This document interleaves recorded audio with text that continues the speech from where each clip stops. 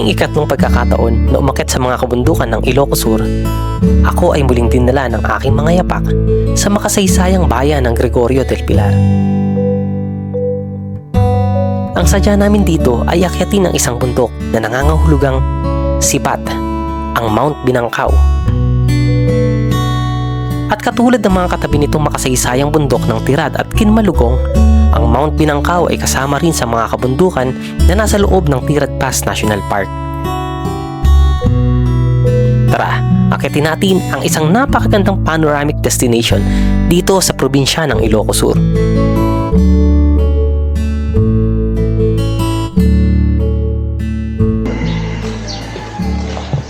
Ang Mount Binangkaw ay matatagpuan sa isang liblib na barangay sa Ilocos Sur.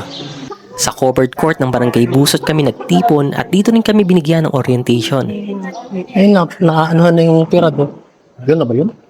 Ito yung tirad. Hindi ko alam yung... Tirad peak? Kabila niya makita mo talaga yun. Makulimlim ang kalangitan na magsimula kami sa aming akyat. Magandang umaga po. Morning! Morning po. Good morning to.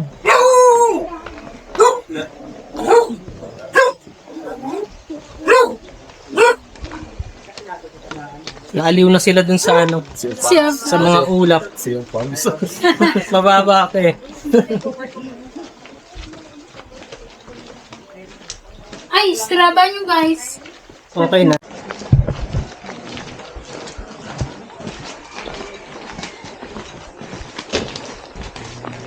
Siya, may kasama ka bang core? Wala.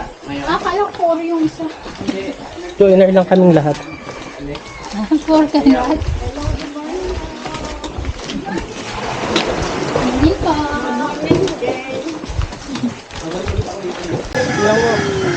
Kasi lang.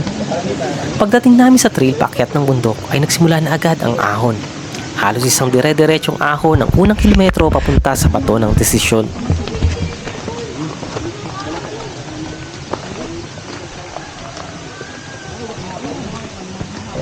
Sa akyat na to ay nakasama rin namin ang ilan sa mga tour guides ng Cervantes. Ba't pa nagsapatos ako eh? Kasi may bato eh. Established naman ang trail ng Mount Binangkaw. May ilang markings din o mga reflectorized ribbon na nakatali sa mga sanga akong nakita. Kaya maliit lang ang tsansa ng ligaw. Sa ibaba ng bundok ay nakatanim ang mga exotic o non-native na uri ng mga puno, kagaya ng mahogany.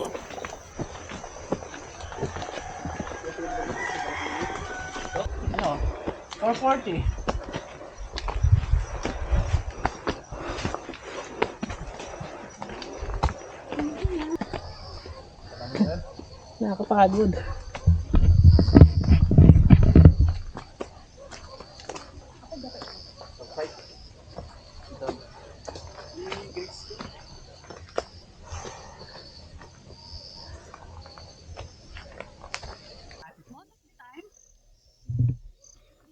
Magandang umaga ulit. So, nandito tayo sa trail paakyat ng Mount Binangkaw. At ito yung bato ng desisyon. So, yung mga umakyat ng bundok na gusto nang umatras at bumalik, ito yung location. Pwede silang mag-decide kung gusto nilang bumalik or mag-push paakyat ng Mount Binangkaw.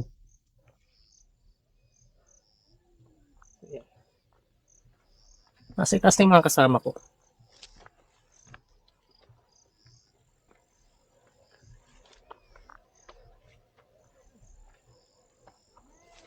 Ito, pinaganda yung kasakay. Ano na yun? Okay. Yeah. Okay. Kaya pa man. Nakakaisang kilometro pa lang kami na may gate. Maganda. Tanong tayo baba. Tanong sa baba. Tanong. Ang community. How far you go? Mula sa itaas ng bato ay matatanaw sa ibaba ang komunidad na napalilibutan ng mga ulap, ang maliliit na barangay na umusbong sa kabundukan.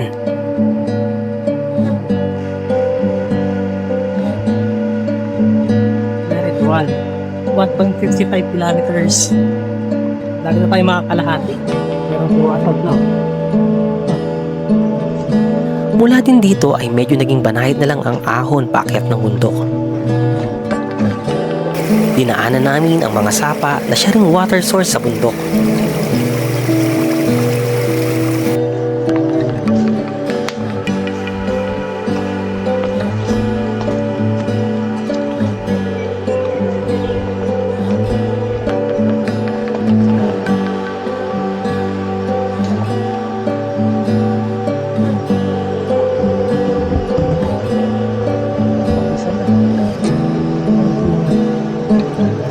Minor hike lang ang Mount Binangkaw.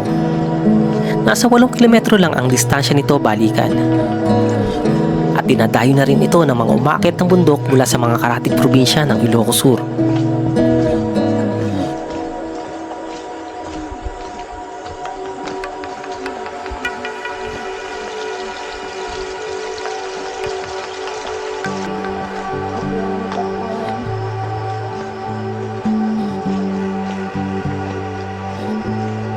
Teka, na cellphone na cellphone.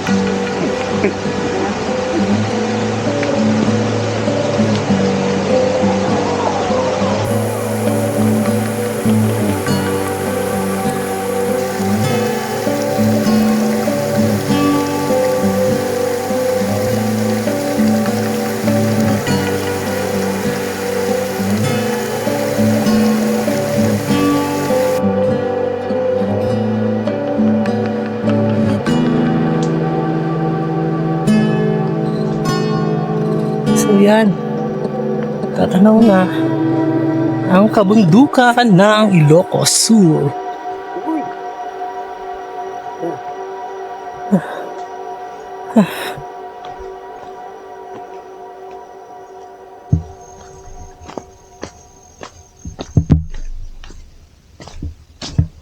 Almost 3 kilometers.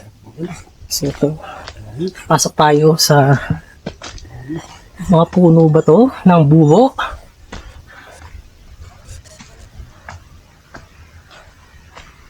At malamig dito.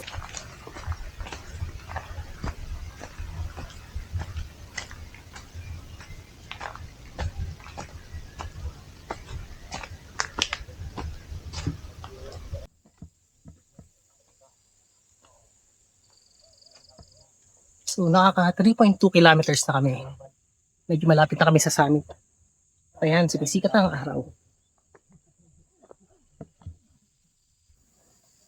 Mula sa trail, paakyat ng Binangkaw, matatanaw na natin ang Tirad Peak. So ito yung neighboring mountain niya.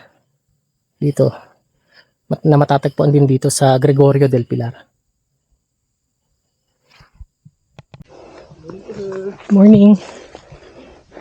Malapit na po sir. 10 minutes. Good morning.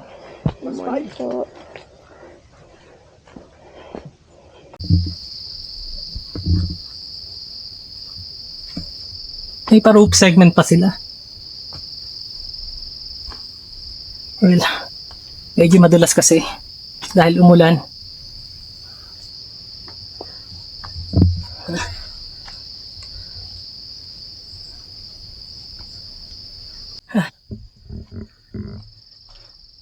Morning. Malapit na kami sa summit. Malapit ako sa summit. Pero nasa summit na ang iba namin kasama. So, pinagmamadali na kami dahil may sea of clouds daw sa itaas. Pagod.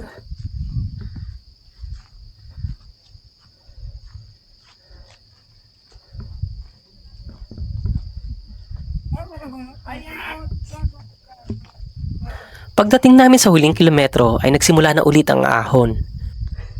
Mula dito ay matatanaw na ang magandang tanawin sa kanlurang bahagi ng probinsya, gayon din ang karagatan sa malayo. Dito na rin namin nakasalubong ang unang grupo na umakyat ng bundok. May baka naman tayo. Hindi ba timing dito? Morning.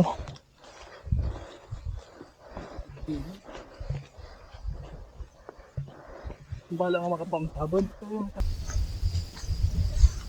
Nakakapagod pero malapit na.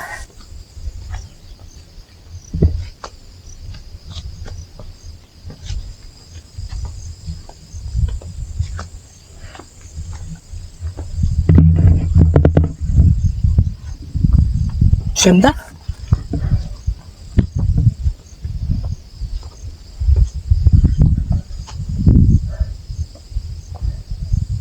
Ganda. I think palapit na kami sa summit. Ayun. Yung may watawat ng Pilipinas.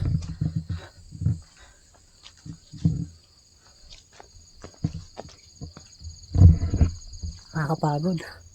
At minute na din. Pero malapit na.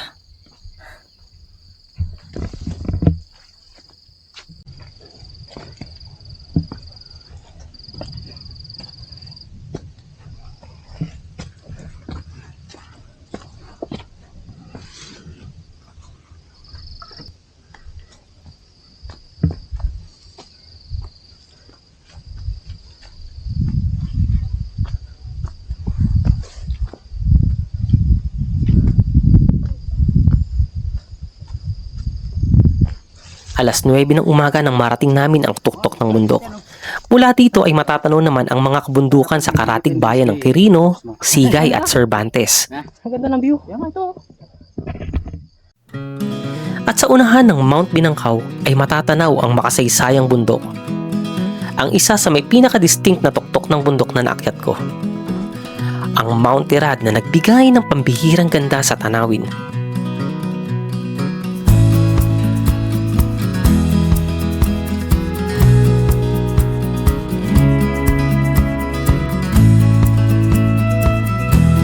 Bagamat nakasikat na ang araw ay naabutan pa rin namin ang dagat ng ulap na nagkukubli sa malaking bahagi ng bayan ng Quirino. Isang napakagandang tanawin, ang mga ulap na unti-unting umaangat at bumabalot sa mga kabundukan.